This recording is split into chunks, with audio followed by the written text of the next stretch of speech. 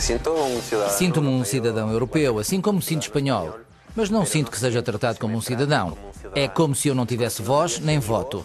Por isso penso que não sou tratado como um cidadão europeu. O que significa ser um cidadão europeu? Quantas portas fechadas ainda encontramos quando reclamamos os nossos direitos na Europa? Identificar e derrubar estes obstáculos é o objetivo do segundo relatório para a cidadania europeia. O relatório de cidadania tem por base, na verdade, a própria experiência dos cidadãos. Começámos uma sondagem há cerca de um ano e o relatório é o resultado daquilo que as pessoas nos disseram, o que gostavam de ver ser melhorado, de forma a que elas pudessem ter ao alcance todos os direitos e oportunidades que a União Europeia lhes oferece. Mas que oportunidades são estas? O primeiro relatório da cidadania, publicado em 2010, concluiu que a maior parte das pessoas não conhece os seus direitos. E hoje, como é? Fomos a Madrid perguntar a universitários se conheciam alguns dos seus direitos. Um deles é la libre circulación sobre los países que pertenecen a la zona Schengen. Eso incluye el Reino Unido y los países nórdicos. Y este es uno. ¿Y después? El otro...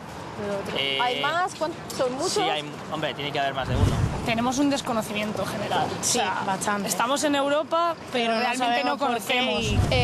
Como ciudadana europea, pues a circular libremente por la Unión Europea y no sé. A informação é uma das áreas-chave sublinhadas pelo relatório.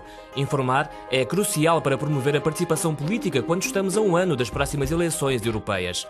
Simplificar a burocracia, eliminar as barreiras quando se fazem compras no estrangeiro ou proteger as pessoas mais vulneráveis são outros dos objetivos, assim como a criação de um verdadeiro mercado de trabalho na União Europeia.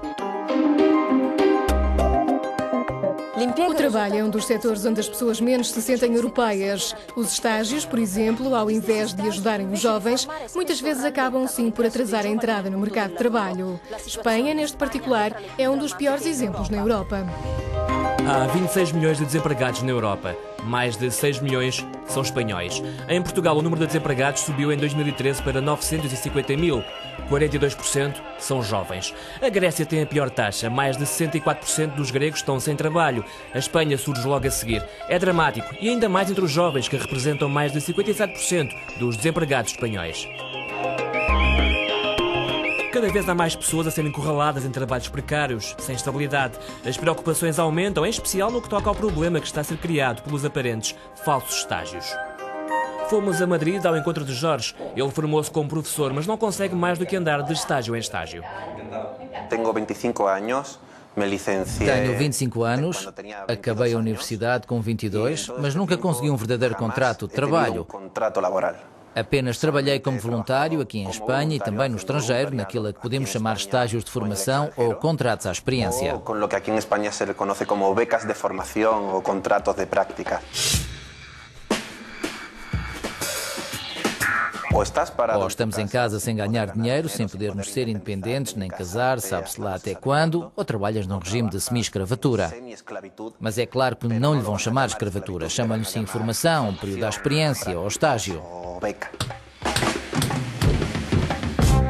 O Fórum Europeu da Juventude, que inclui o Conselho da Juventude Português, ao constatar que os estagiários europeus estão a aprender cada vez menos, apresentou uma proposta para a criação de uma carta com diretrizes para os estágios realizados na Europa.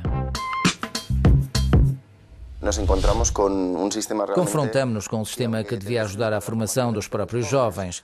Ao invés, contudo, acaba por ser um contrato fraudulento que as empresas utilizam para conseguir trabalho mais barato. Atualmente está dentro da lei o aproveitamento dos jovens até aos 30 anos, sem qualquer tipo de limite no tipo de contratos que se fazem. A própria Comissão Europeia denunciou em julho de 2010 que mais de 60% dos estágios realizados em Espanha são ilegais, não apresentam qualquer tipo de segurança social, direitos laborais ou sequer salário.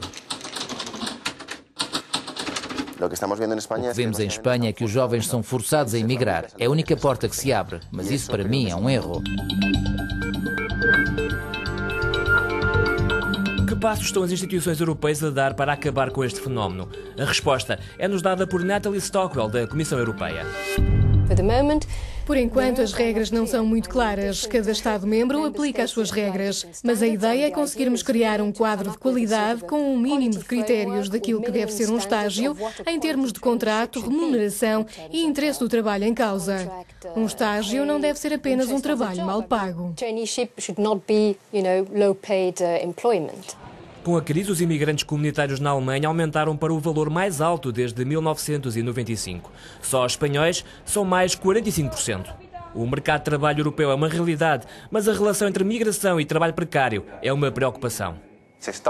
Estão a aproveitar-se da crise e da situação económica como desculpa para mudar o modelo do mercado laboral. Para mim, a Europa é uma oportunidade, mas é preciso melhorá-la. É preciso construí-la. Mas há que melhorá-la, há que construí-la. Os jovens europeus não querem uma Europa de escapes, uma Europa de refúgios. Eles querem uma Europa de portas abertas, uma Europa de oportunidades.